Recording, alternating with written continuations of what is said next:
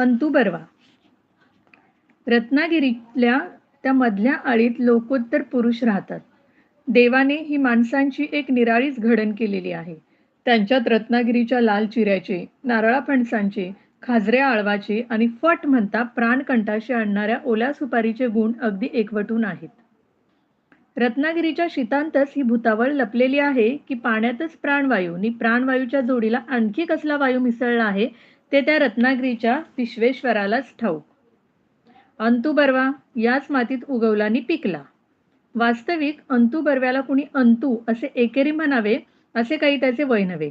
मी 12-14 वर्षापूर्वी त्यांना प्रथम पाहिले त्यावेळीस त्यांच्या दाढीचे खुंट नि कानावरचे आणि छातीवरचे केस पिकलेले होते. दातांचा बराचसा अण्णू गोकट्या झालेला होता. अण्णू गोकट्या म्हणजे पडणे. हा अंतूने मराठी भाषेला बहाल केलेला वाक्प्रचार आहे.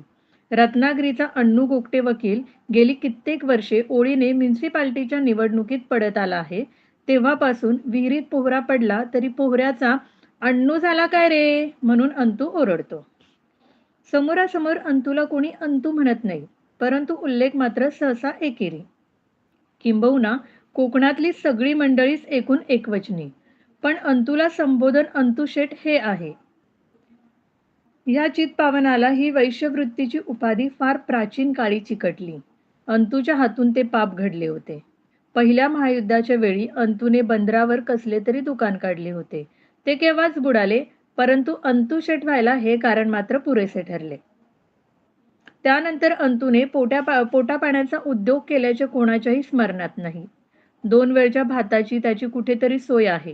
थोडी जमीन आहे. नारळाची 5-25, पोपळीची 10-15 आणि रातांबीची काही अशी झाडं आहेत. 2-5 हापूस आंब्याची आहेत. कुठे फणस, चिंच उभी आहे. वडिलोपार्जित घराच्या वाटणीत एक पडवी आणि खोली आहे. विहिरीवर वहिवाटीचा हक्क आहे. ह्या सगळ्या आधारावर अंतुशेठ उभे आहेत. त्यांची आणि माझी पहिली भेट बापू हेगिष्टांच्या दुकानात झाली. मी सिगरेटी घ्यायला गेलो होतो आणि केसरीच्या मागून अर्धा जस्ती काड्यांचा चष्मा कपाळावर घेत अंतुशेठनी तडक प्रश्न केला. वकील साहेबांचे जावई ना? हो. झटक्यात ओळखलेच मी. बसा बापू. जावई बापूंना चहा मागवा.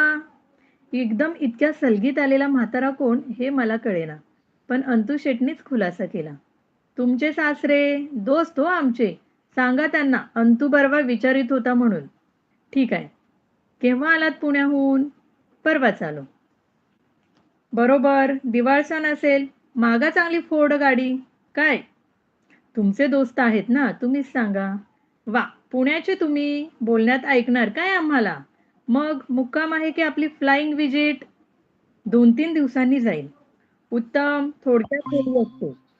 त्या सड्या वकिलाच्या जावयासारखं करू नका हा. त्याने 6 महिने तळ ठोकला. शेवटी कसोबकर वकिलान 1 दिवस खळ सारवायला लावलं त्यास. जास्त दिवस जावई राहिला की तो दशमग्रह होतो. कसं? बरोबर आहे. बापूशेठ ओळखलं की नाही? आमच्या वकिलांचे जावई. आम्ही दोघेही त्यांचेच पक्षकार हो. हेगिष्टांनी नमस्कार केला. चहा घेता?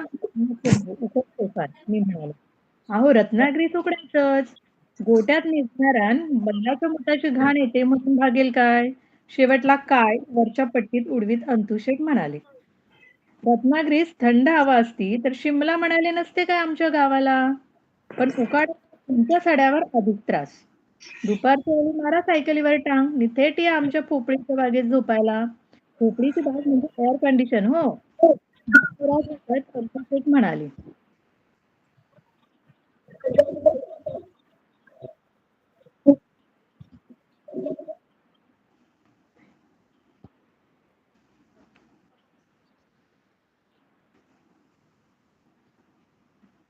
मनमुराद हसत अंतुशेठ म्हणाले.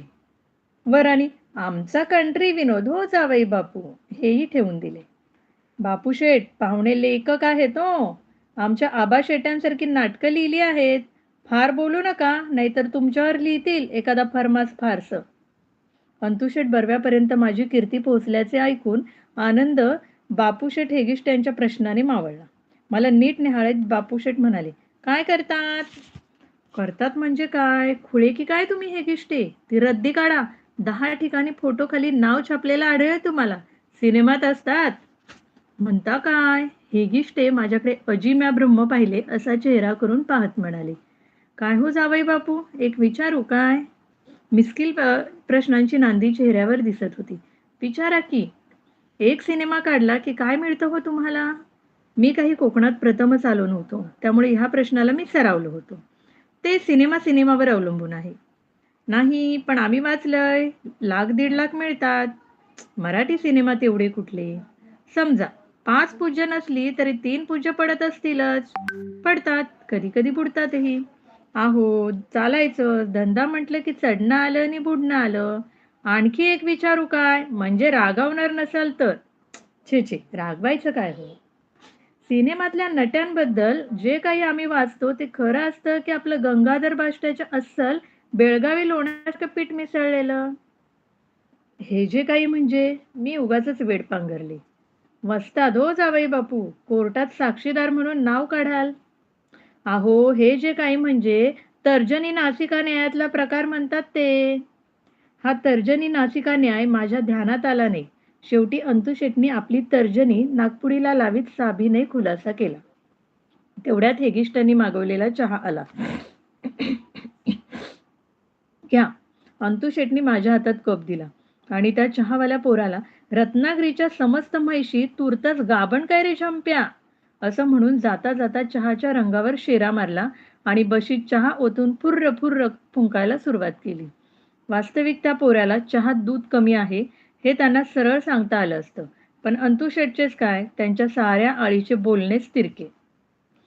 अंतुशेटचा आणि माझा परिचय आता जुना झाला. गेल्या 10-12 वर्षात मी जितक्या वेळा रत्नागिरीला गेलो, तितक्या वेळा मी त्यांना भेटलो.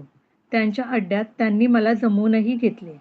एक दोनदा गंजीफा शिकवायचा प्रयत्नही केला आणि त्या 60च्या आसपास उभ्या असलेल्या वृद्धांच्या अड्ड्यात मग अंतुशेट आणि त्यांचे सांगाती यांचे जीवनविषयक अचाट तत्वज्ञान मी खूप ऐकले. त्यांची विशिष्ट परिभाषा मला तिथेच कळाली. खांद्यावर पैरणी, कमरेला पंचा, पायात करकरती वहाण, एका हातात दंडा आणि दुसऱ्या हातात फणस घेऊन "रे गोविंद भट, टाकतोस काय 2 डाव? किंवा परांज प्या, जागा झालास का झाला तुझा अजगर?" अशा आरोळ्या मारीत पत्त्यातले भिडू गोळा करणाऱ्या त्या मंडळीत मीही भटकलो. पत्त्याचा डाव फारसा रंगला नाही की पाने टाकून, "जावई बापू, म्हणा एखादा मालकंस, गोड बोल्या, कुठ रे थोडा तबला पाहुण्यांबरोबर, खातूशेठ, उघडा तुमचा खोका." असल्या फर्माईशीनंतर मी आवाजही साफ करून घेतला. "नरड्यात मज्जा आहे हो तुमच्या." ही दाद निराळीच मिळे. वर्षा 2 वर्षातून एखादी फेरी रत्नागिरीला घडे. दर फेरीत मात्र एखादा मेंबर गळाल्याचे कळे. दामू काका दिसले नाहीत हो अंतुशेठ. कोण दामू ना? तो चैनीत आहे. वरती रंभा त्याच्या टकलावर तेल थापते आणि उर्वशी पंख्यान वारा घालते म्हणतात. म्हणजे? अहो म्हणजे वाघाचे पंजे. दामू नेण्याची रत्नागिरीहून झाली हो बदली. असे म्हणून अंतुशेठनी आकाशाकडे बोट दाखवले. अरे, अरे, अरे, कळलं नाही मला. अहो कळणार कसं? दामू नेना चचला म्हणून रेडिओत का बातमी सांगणार आहोत? केसरीत आला होता ग्रहसंस्कार छापून. मन मिळावू, प्रेमळ, धर्मपरायण होते असा. छापणारे काय? द्याल ते छापतील. दामू नेना कसला प्रेमळ? ताटीवर आडवा पडला होता तरी कपाळावर आठी तशीच. एके रात्री उकडताय म्हणून घरात खळ्यात झोपला तो तिथेच संपलेला आढळला पहाटे. पुण्यवान माणूस. गतवर्षी आषाढीच्या दिवशी गेला वैकुंठलोकी. रत्नागिरीत 2 पालख्या निघाल्या. आषाढीला एक विठोबाची आणि दुसरी दामू नेण्याची. आषाढात तो गेला आणि विजयादशमीला आपल्या दत्तू परांजप्यान सीमोल्लंघन केली नीत. अवघ्या देहाचं सोनं झालं. इजा झाला, बिजा झाला, आता तिजाची वाट पाहतोय. मिश्किलपणे खांदा उडवीत अंतुशेठ म्हणाले. 5 फुटांच्या आतबाहेरची उंची, तांबूस गोरा वर्ण, तोंडावर बारीक वांगाचे ठिपके, घारे मिचमिचे डोळे, वयोमानाप्रमाणे वाढत चाललेल्या सुरकुत्या, डोक्यावर तेलाच्या कडा उमटलेली टोपी, अंगात अंगरखा, कमरेला गुडघाभर पंचा, पायात कोकणी वहाण, दातांची अर्धी पंगत उठून गेलेली. त्यामुळे मोकळ्या हिरड्यांना जीभ लावत बोलायची खोड आणि या साऱ्या साजासकट सुमारे 100 पौंड वजन. या सगळ्या जराजीर्ण होत चाललेल्या गोष्टीत एक गोष्ट ताजी म्हणजे सानुनासिक परंतु सुस्पष्ट आवाज आणि डोक्यावर पिढ्यानपिढ्या थापलेल्या खोबरेल तेलाने दिलेली वंश परंपरागत तैलबुद्धी. अंतुशेटच नव्हे, तर त्या आळीतले त्या वयाचे सारेच नमुने कमी अधिक फरकाने एकाच वळणाचे किंवा आडवळणाचे. भाषेला पुरुषासारखी पायात गिरकी घेऊन चावायची सवयच झालेली. कुणाचे बरं झाल्याचं दुःख नाही, बरं झाल्याचं सुख नाही, वाईट झाल्याचं दुःख नाही. जन्माचं सोयर नाही, मरणाचं सुतक नाही. गाण्याची रुची नाही तसा तिटकाराही नाही. खाण्यात चवीपेक्षा उदरभरणं हा स्वच्छ हेतू. आयुष्याची सरवटगाडी वंगण नाही म्हणून कुरकुरली नाही आणि वेगाने पळालीही नाही. चाल मात्र कोकणी वाटेसारखी सदा नागमोडी. नशिबात अश्वत्थाम्याच्या घरच्या पिठाच्या दुधाची वाटी. त्याच्या घरी पिठाचे दूध झाले. इथे देवाने नारळीचा कल्पवृक्ष दिलेला. पण त्यातल्या खोबऱ्याहून करवंटीची सलगी मात्र अधिक. उन्हाळ्यात कुठली तरी मुंबईची दुय्यम नाटक कंपनी झापाच्या थिएटरात एकच प्याला घेऊन आली होती. संच जेमतेम होता. पहिला अंक संपला. बाहेर सोड्याच्या बाटल्यांचे चित्कार सुरू झाले. किटसांच्या प्रकाशात अंतुशेठची मूर्ती दिसली. अंतुशेठ फरक्यावाल्याच्या मॅनेजरशी चर्चा करत होते. कशी काय गर्दी? ठीक आहे. प्लान तर मोकळाच दिसतोय. सोडता काय अर्ध्या तिकिटात? छे छे. अहो छे छे म्हणून झिडकता काय पाल झाडल्यासारखे? पहिला अंक ऐकला मी इथूनच. सिंधूच्या पार्ट्यात काही दम दिसत नाही तुमच्या. लागे हृदय हुरहुर म्हणजे अगदीच पिचकवणी म्हटलं नीत. बालगंधर्वांचं ऐकलं होतं काय? नेहमीप्रमाणे शेवटला काय उडवीत अंतुशेठ म्हणाले. मॅनेजरही जरा उखडले. आग्रह नाही आमचा तुम्ही नाटक बघायला चला असा. गावात आग्रहाचे बोर्ड तर टांगले आहेत आणि काल घरोघरी जाहिरातीचे अक्षर देखील घिंडत होते तुमचे बँडवाले. अहो एवी तेवी रिकाम्या खुर्चीला नाटक दाखवायचं. 4 आण्यात जमवा. 4 आण्यात जमवायला तो काय डोंबाऱ्याचा खेळ आहे का? अहो तो बरा. आधी तो खेळ दाखवतो आणि मग थाळी फिरवतो. तुम्ही तसं करा. पुढलं कशी त्या तुझ्या पदाला जमलं तर थाळीत 4 आणे आणखीन टाकीन. बाजूची मंडळी हसली आणि मॅनेजर आणखीन उखडला. तेवढ्यात अंतुशेठची नजर माझ्याकडे वळली. "नमस्कार हो जावई बापू." "नमस्कार." "काय जमलाय काय एकच प्याला?" "ठीक आहे." "फुकट पासात की काय तुम्ही? बाकी तुम्हीही त्यातलेच. एक न्हावी दुसऱ्या न्हाव्याच्या दाढीचे पैसे घेत नाही म्हणतात." "नाही हो, हे पहा तिकीट आहे." "मग ठीक आहे." असं मुळमुळीतचं उत्तर दिलं. "दमड्या मोजल्या आहेत ना तुम्ही?" तो सिंधूचा पार्टी तर एकदम कंडम वाटला मला. अहो सिंधूचा पार्टी कसला? बाई आहे ती काम करणारी. सांगताय काय? कसला हो आवाज नि कसलं ते दिसणं. मनात आणील तर कडेवर घेईल हं सुधाकराला. सिंधू कसली? सिंधुदुर्ग आहे मालवणचा नुसता. पाहिलंच वाटतं नाटक. उगीच जरा त्या कोपऱ्यातली 2 झापं बाजूला करून पाहिलं घटकाभर. छ्या, यांच्यापेक्षा दशावतारी बरे. काही कारण नसताना आपल्या मताची एक पिंक टाकून अंतुशेठ निघून गेले. बाकी अशा दिवस-रात्र पिंका टाकीतच त्यांचे आयुष्य गेले. अंतुशेठची माझी आता इतक्या वर्षाची ओळख, परंतु त्यांच्या कौटुंबिक परिस्थितीविषयी मला फारसे कधी कळलेच नाही. त्यांच्याच अड्ड्यातल्या अण्णा-सान्यांनी एकदाच फक्त काही माहिती पुरवली होती. कधीतरी त्यांच्या बोलण्यातून अंतुशेठच्या मुलाचा उल्लेख आला. म्हणजे अंतुशेठना मुलगा आहे? अहो, चांगला कलेक्टर आहे. कलेक्टर? भायखळ्याच्या स्टेशनावर तिकीटं गोळा करतो. चेहऱ्यावरची सुरकुती हलवू न देता अण्णा म्हणाले. मग वडिलांना मदत नाही करत का? अहो, करतो कधी-कधी. त्यालाही त्याचा संसार आहे. त्यातून बीबीसीआयला जायपीचा डबा जोडलेला. ह्या अड्ड्यातले हे विशेष शब्द गोळा केले तर स्वतंत्र कोश तयार होईल. बीबीसीआयला जायपीचा डबा जोडणे म्हणजे आंतरजातीय विवाह हे लक्षात यायला मला उशीर लागला. काय लक्षात आलं ना, तेव्हा अंतुशेठच्या स्नानसंध्येची पंचाईत होते. मुलाच्या घरी थोडी इतर आनिकही चालतात म्हणे. आमच्या अंतुशेठचं जमायचं कसं? एकदा सगळा अपमान गिळून नातवाचा चेहरा पाहण्यास गेला होता. गणित चुकल्यासारखा परतला. दसरा दिवाळीला अंतू बर्व्याला मिळतं आपलं मनी ऑर्डरीतून पितृप्रेमाचं पोचतं 5-10 रुपयांचं. तेवढ्यात फिरतो मिशीला कोकम लावून तूप तूप म्हणून सांगत. आणि उगीचच खुर्दा खुळखुळावतो 4 दिवस खिशात हात घालून. अहो तिकीट कलेक्टरला पगार तो काय असणार? पगार बेताचाच, पण चवल्या पावलांची आचमनं चालतात म्हणतात. खरं खोटं देव जाणे आणि चालायचंच. घेतले तर घेऊ देत. काय अहो 8 आणे खाल्ले की चौकडीचा मुकुट घालून रत्नागिरीच्या डिस्ट्रिक्ट जेलात घालतात आणि 1 लाख खाल्ले की गांधी टोपी घालून पाठवतात असेंब्लीत लोकनियुक्त प्रतिनिधी. राजकारण हा अंतुशेटच्या अड्ड्यातला लाडका विषय.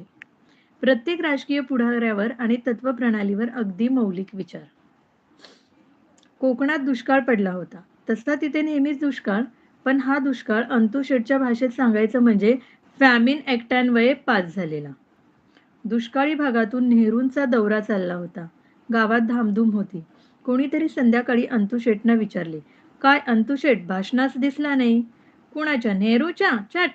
अरे दुष्काळ पडला इथं, तर भाषणं कसली देतोस? तांदूळ दे." हे म्हणजे भाट्याच्या खाडीत बुडणाऱ्या दालद्याला विश्वेश्वराच्या घाटीवर उभं राहून कुराण वाचून दाखवण्यापैकी आहे. तो तिथं बोंबलतोय आणि हा इथं. ह्याचा त्यास उपयोग नाही आणि त्याचा ह्यास. तुम्ही आपले खुळे. आला नेहरू चालले बघायला, आला नेहरू चालले बघायला. आणि रत्नागिरीत दाखवले न त्यास काय? बाळ गंगाधर टिळक जन्मले ती खोली आणि खाट. गंगाधर पंत टिळकास काय स्वप्नात दृष्टांत आला होता काय रे? तुझ्या बायकोच्या पोटी लोकमान्य जन्मास येणार म्हणून. कुणाची तरी खाट दाखवली नि दिलं ठोकून. याच्यावर टिळकानं पहिलं ट्या केलं म्हणून. पुरावा काय? का टिळकाच्या आयशीचं बाळंतपण केलेली सून होती साक्षीस? टिळकांचं सोडा, 100 वर्ष झाली त्याच्या जन्मास. तू जन्माला आलास तरी तुझी खोली तुझ्या मातुश्रीस तरी सांगता येईल काय? म्हातारीस विचारून ये घरी जाऊन आणि मग सांग मला टिळकांच्या आणि नेहरूच्या गोष्टी. मला नेहमी प्रश्न पडे, की या मंडळींची आदराची स्थानं तरी कोणती? गावात पंडित आला, की त्याला पडीक म्हणून उडव. बाजारात जाऊन पैशाचं लिंबू आणायस सांग. स्तंभाजवळच्या लायब्ररीत जाईल आणि तिथे मागेल लिंबू. कुणाचा मुलगा प्रोफेसर झाला हे ऐकल्यावर अंतुशेट चटकन म्हणाली, "सरकशीत काय हो? पूर्वी एक छत्रे प्रोफेसर होता. कुणी नवे दुकान काढले तर दिवाळ्याचा अर्ज आत्ताच मागून ठेव म्हणावं. हा आशीर्वाद." जीवनाच्या कुठल्या तत्वज्ञानाचा अर्क ही मंडळी प्यायली आहेत कोण जाणे. त्यातली निम्म्याहून अधिक माणसं मनी ऑर्डरीवर जगतात आणि त्यातले पैसे वाचवून दावे लढवतात. प्रत्येकाची तारीख पडलेली. विशाल सागर तीर आहे, नारळीची बनं आहेत, पोपळीच्या बागा आहेत, सारं काही आहे. पण त्या उदात्ततेला दारिद्र्य विलक्षण छेद देऊन जाते आणि मग उरते एक भयान विनोदाचे अभेद्य कवच. कशावरून तरी गांधींच्या गोष्टी निघाल्या. अंदुशेटनी आपले भाष्य सुरू केले. "अहो, कसला गांधी? जगभर गेला, पण रत्नागिरीस फारसा आला नाही. पक्का हां तो. त्यास नेमकं ठाऊक, इथं त्याच्या पंचाचं कौतुक नाही नि दांडीचं नाही. आम्ही सगळेच पंचेवाले नि त्याच्यापेक्षाही उघडे. सुताबितात तथ्य नाही हो. आमचा शंभूफट जन्मभर जानव्याचं सूत काढीत बसला. ब्रिटिश सरकार सोडा, पण रत्नागिरीचा गिलिकन कलेक्टर देखील घाबरला नाही. तिसरं शस्त्र म्हणजे उपासाचं. इथं निम्म कोकण उपाशी. नेहमी तुपाशी खाणाऱ्यास उपाशी माणसाचं कौतुक. आम्हास कसलं? नाही माणूस असेल मोठा, पण आमच्या हिशोबी त्याच्या मोठेपणाची नोंद करायची कुठल्या खात्यावर? आणि स्वराज्याचा म्हणाल तर संबंध गांधीशीही नाही, टिळकांशीही नाही, नि सावरकरांशीही नाही. म्हणजे स्वराज्य काय आकाशातून पडलं? ते कुठून पडलं ते तुम्ही तपासा. पण इंग्रज गेला तो कंटाळून. अहो, लुटण्यासारखं काय शिल्लक होतं? धंदा बुडीत खाती जायला लागला. फुकलं नीट दिवाळं. कुंभार मडकी घेऊन गेला, तुम्ही फुंका उकिरडा. हे सगळं चक्र नेमिक्रमण होतं. सत्ता इंग्रजाची नाही, नेहरूची नाही आणि जनतेची नाही. सत्ता आहे विश्वेश्वराची. मग तुमचा विश्वेश्वर इंग्रजांच्या ताब्यात कसा गेला? खुळे की काय तुम्ही? विश्वेश्वर घट्ट आहे राजवड्यावर. अहो, एक खेळ करून दाखवला त्यानं. 150 वर्षाच्या गुलामीचा कसला खेळ? अहो, 150 वर्ष तुमची. ब्रह्मदेवाच्या रिष्टवाच्यातला काटा सेकंदान हलस देखील सरकत नाही 1000 वर्ष ओलांडल्याशिवाय. कोकणातल्या त्या मधल्या आडीतल्या ओसरीवर भोवती माड्यांच्या काळ्या आकृती हलताना कंदिलाच्या प्रकाशात ती थकलेली, सुकलेली तोंडे हे तत्वज्ञान सांगू लागली की काळीज हादरते. अहो वादाच्या गप्पा आहेत हो गप्पा. अहो, एक आंब्याचं पान देखील नसतं हो दुसऱ्यासारखं. ब्रह्मदेवाच्या दरबारी प्रत्येक भांडे निराळं. सगळ्या माणसांची नशीबं कशी होतील बरं सारखी? घटकाभर धरा, तुमचा आला समाजवाद. तो आमचा रत्नागिरीचा गावगांधी शिट्ट्या फुंकून फुंकून सांगतो तशी आली कोकण रेल्वेनी गेली पांडू गुरवाच्या परसातून. म्हणून काय छोट्या पांडवाच्या खांद्याला हाताचे खुंट फुटणार काय? आणि हात नाहीत म्हणजे मग कसले? त्याची जमीन नी दिसेल, त्याची थैली ह्या तुमच्या राज्यात छोटा पांडू कसा काय? तो तसाच राहायचा. स्वराज्य आलं म्हणून जरी साठ्याचा तिरळा डोळा सरळ झाला नाही आणि महादेव गडबोल्यांच्या धोंड आत गेला नाही. हे डावं उजवं राहायचं समाजात. अहो रामराज्यात देखील मारुतीचं शेपूट उपटून रामान आपल्या पाठीस नाही जोडलं. हा नरच राहिला आणि तो वानरच राहिला. अशा वेळी अंतुशेठच्या जिभेवर सरस्वती नाचते. बरोबर आहे. उगीच तोंड देखलं बरोबर म्हणू नका, त्या शामराव मुरकुट्यासारखं. चुकत असेल तर कान उपटा. तुम्ही माझ्याहून लहान खरे, पण शिक्षणाने थोर आहात. अंतुशेठच्या असल्या भाषणात केवळ तिरका विनोद नसतो, त्यांचे कुठेतरी काहीतरी जळत असते. गेल्या 4-5 वर्षात रत्नागिरीला फार वेळ जाताच आला नाही. आता तिथे वीज आली, कॉलेज आली, डांबरी रस्ते आले. मी 2-3 वर्षापूर्वी गेलो, तेव्हा अंतुशेठना म्हणालो, "अंतुशेठ, रत्नागिरी झगपग झाली हो तुमची. विजेचे दिवे आले तुमच्या घरी. आली की नाही वीज?"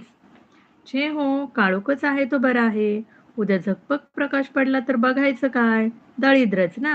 अहो, पोपडे उडालेल्या भिंती आणि गळकी कौलं बघायला वीज हो कशाला? आमचं दारिद्र्य काळोखात दडलेलंच बरं." अंतुशेठ मनमुराद हसले.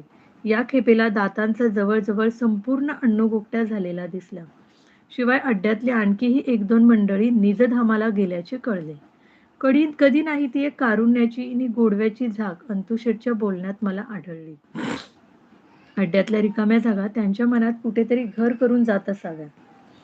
जोगळेकरांचा मुलगा दिल्लीस बदलला हो वरच्या जागेवर. अंतुशेठ आपणहून सांगत होते. म्हाताऱ्याला काशी विश्वेश्वर, हरिद्वार, ऋषिकेश घडवून आणले नीट. मावंद घातलं जोरदार शंभू जोगळेकरान. गंगेच्या पाण्याचा लहानसा गडू शीलबंद करून आठवणीने घेऊन आला माझ्यासाठी. पुढल्या खेपेला याल तेव्हा त्याचं शील फोडून गडू आमच्या तोंडात उपडा झालेला दिसेल हो जावई बापू. पहिल्या भेटीतले संबोधन अजून कायम होते. त्यानंतर गेल्याच वर्षी पुन्हा रत्नागिरीला जाण्याचा योग आला. अंतुशेठच्या घरचा गंगाजलचा गडू सुदैवाने सीलबंदच होता. "वा वा, कॉंग्रॅच्युलेशन जावई बापू. कळलं आम्हाला. जाऊन या हो. एक रिक्वेस्ट आहे. आता इंग्लिश बोललं पाहिजे तुमच्याशी." "कसली रिक्वेस्ट?"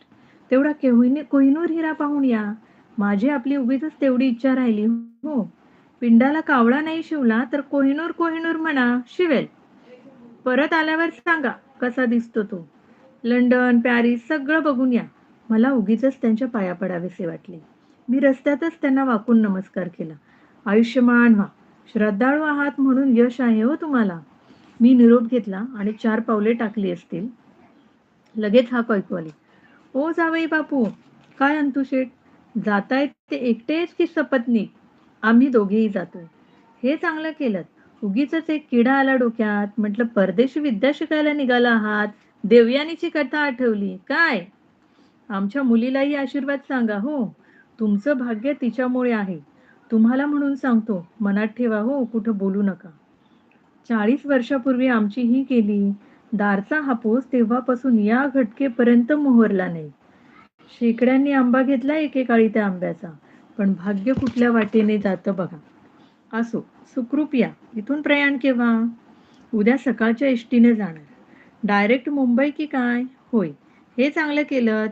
एकदा तो प्रवास घडला की त्या चिकाटीवर माणसांनी पृथ्वी प्रदक्षिणा करून यावं." परवा वरच्या आळीतला तात्या जोग जाऊन आला. अजून हाडांचा हिशोब जमवतोय. 7-8 हाडं हरवली म्हणे त्या एसटीत. अंतुशेठ सगळे तोंड उघडून हसत होते. आता त्या तोंडात एकच दात लुकलुकत होता. पहाटे 5 वाजता एसटी स्टँडवर अंतुशेठची "जावई बापू" ही खणखणीत हाक ऐकू आली. मी चकितच झालो. अंतुशेठनी वैद्याच्या पुडीसारखी एक पुडी माझ्या हाती दिली. "तुमचा विश्वास नाही ठाऊक आहे मला, पण एवढी पुडी असू द्या खिशात. विश्वेश्वराचा अंगारा आहे. विमानातून जाणार म्हणून कळलं वकील साहेबांकडून. एवढी पुडी जड नाही हा खिशाला."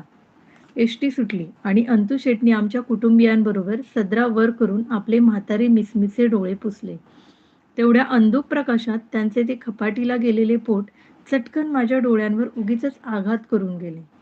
कोकणातल्या फणसासारखीच तिथली माणसे देखील खूप पिकल्याशिवाय गोडवा येत नाही त्यांच्यात. अंतुशेठ संपलेला आहे.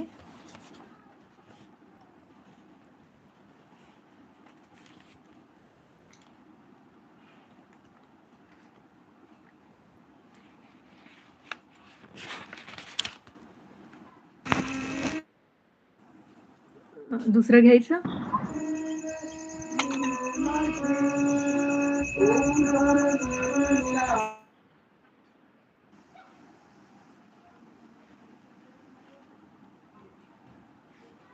ओके. हां. नंतरचं आहे नंदा प्रधान. पु. ल. देशपांडे यांचं त्यानंतरचं व्यक्तिचित्रण आहे नंदा प्रधान. शनिवारी दुपारी ऑफिस सुटले. फोर्टमधून हिंडत निघालो. एका घड्याळाच्या दुकानाच्या दर्शनी खिडकीपुढे उभा राहून काचेमागे मांडलेली घड्याळे मी पाहत होतो. इंग्रजीत याला विंडो शॉपिंग म्हणतात. मोठमोठ्या दुकानातून अतिशय आकर्षक रीतीने विक्रीच्या वस्तू मांडून ठेवलेल्या असतात. बहुधा किमतीच्या चिठ्ठ्या उलटून ठेवतात. तिथली अत्यंत आवडलेली वस्तू सगळ्यात महाग असते. मागे एकदा एका दुकानाच्या काचेआड ठेवलेला टाय मी पाहिला. मला फार आवडला होता. कदाचित तो तितका सुंदर नसेलही, कारण तो त्या काचेआड बरेच दिवस होता. एक दिवस मी हिय्या करून त्या दुकानात शिरलो आणि त्या टायची किंमत ऐकून बाहेर पडलो. टायची किंमत ₹30 असू शकते हे ऐकून माझा कंठ दाटला होता. आता ती घड्याळे पाहताना देखील माझ्या मनगटाला कुठले शोभेल याचा विचार करीत होतो. उगीचच. वास्तविक मनगटाला शोभण्याऐवजी खिशाला पेलण्याचा मुद्दा महत्त्वाचा होता. तरीसुद्धा मनातल्या मनात मी त्या मनगटावर त्या काचेतली सगळी घड्याळे चढवून पाहिली. तसे मी सूटही चढवले आहेत. फर्निचरच्या दुकानातल्या त्या तऱ्हेतऱ्हेच्या फर्निचरवरही बसलो आहे. मनातल्या मनात तिथल्या गुबगुबीत पलंगावर झोपलोही आहे. ₹100-200 रेडिओ घ्यायला पंचवार्षिक योजना आखावी लागते आम्हाला.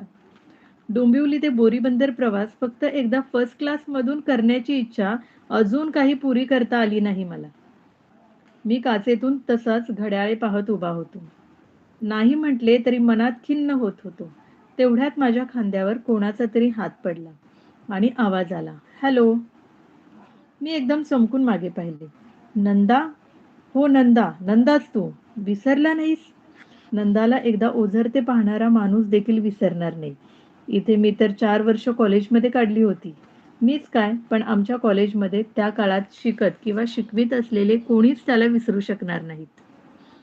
पण आज जवळ-जवळ 20 वर्षांनी भेटलो आम्ही. मुली तर त्याच्यावर खुशच होत्या, पण कॉलेजमधली यच्चावत मुलेही खुश.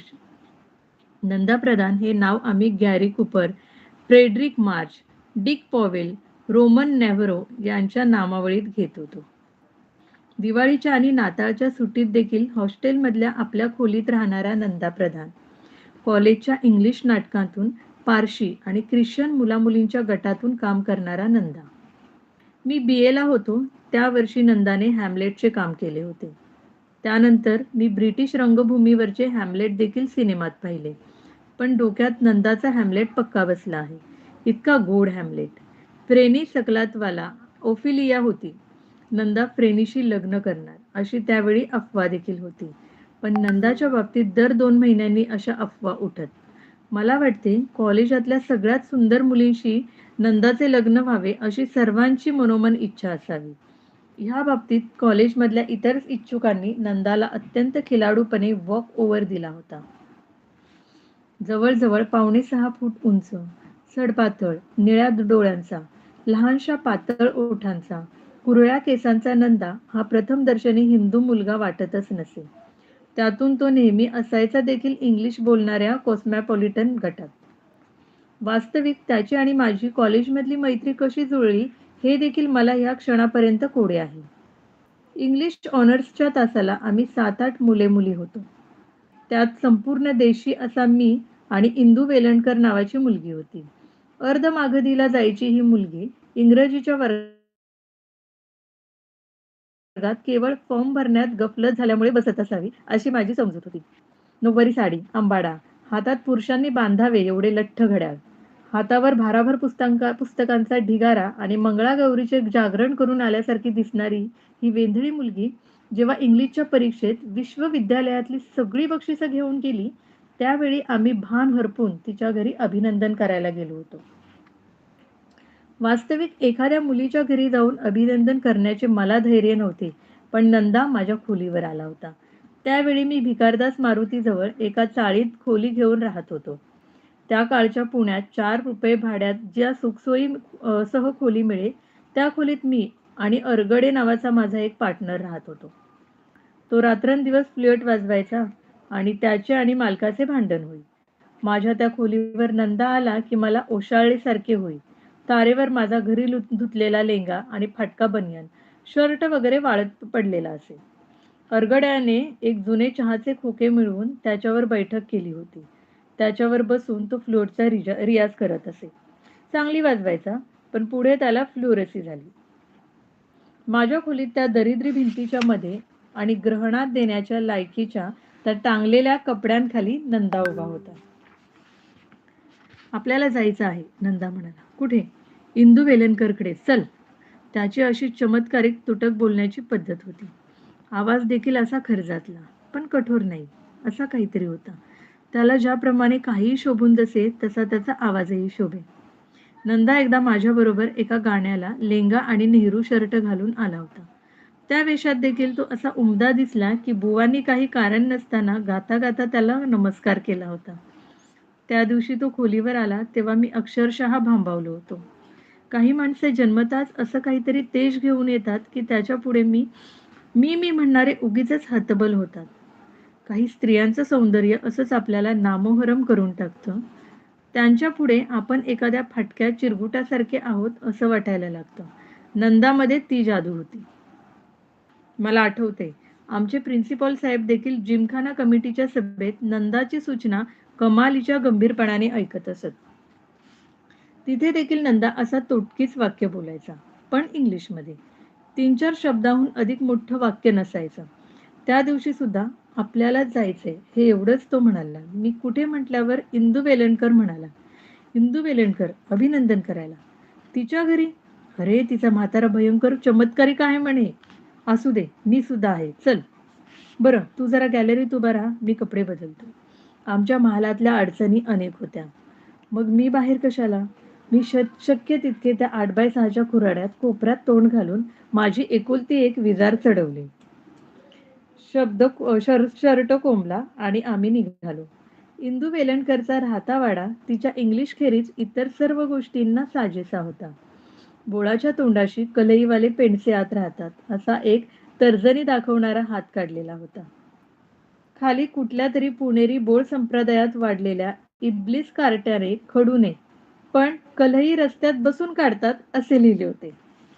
काही काही माणसे कुठे राहतात ते उगीचच आपल्याला ठाऊक असते. इंदू वेलणकर हा त्यातलाच नमुना. एकदा कोणीतरी मला कलईवाला पेन्शनच्या बोळात इंदू राहते हे सांगितले होते. त्या बोळातून मी आणि नंदा जाताना ओसरीवर आणि पायऱ्यांवर बसलेल्या बायका आणि पोरे नंदाकडे माना वळवून वळवून पाहत होती.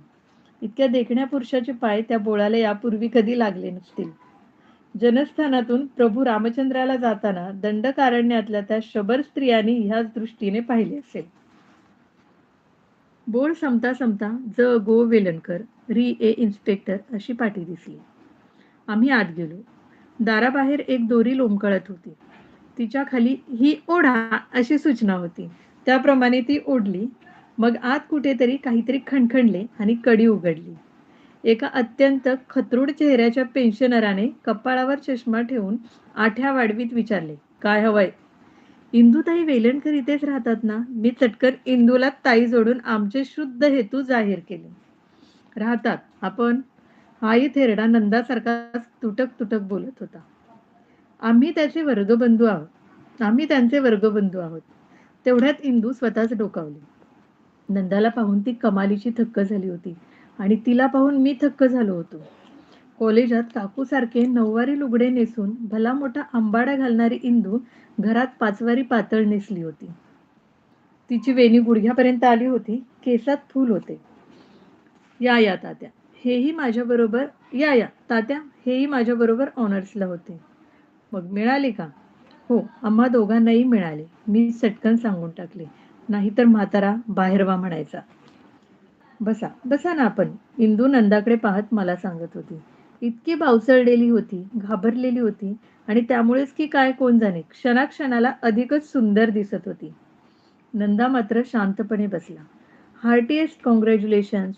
नंदा, या माणसाला देवाने काय काय दिले होते त्या बुद्रुक म्हाताऱ्याच्या दिवाणखान्यात एका व्हिक्टोरियन काळातल्या खुर्चीवर नंदा अशा ऐटीत बसून हे बोलला की मला वाटले तो थेरडा तिथे नसता तर तेवढ्या बोलण्याने इंदू त्याच्या गळ्याला मिठी मारून आनंदाने ओरडली असती. थँक्यू, सुरकतलेल्या थरथरत्या ओठांनी ती म्हणाली. आज रात्री जेवायला याल का? नंदा विचारित होता. कोण, मी? इंदूचा आवाज इतका मऊ होता की मला उगीचच गालावर पीस फिरवल्यासारखे वाटले. मी डिनर अरेंज केले. डिनर? म्हातारा तेल न घातलेल्या झोपाळ्याच्या कड्या किरकिरतात तसा किरकिरला. Yes sir, to celebrate your daughter's ex success. कुठे डिनर केले ऑरेंज? मोरेटोरमध्ये.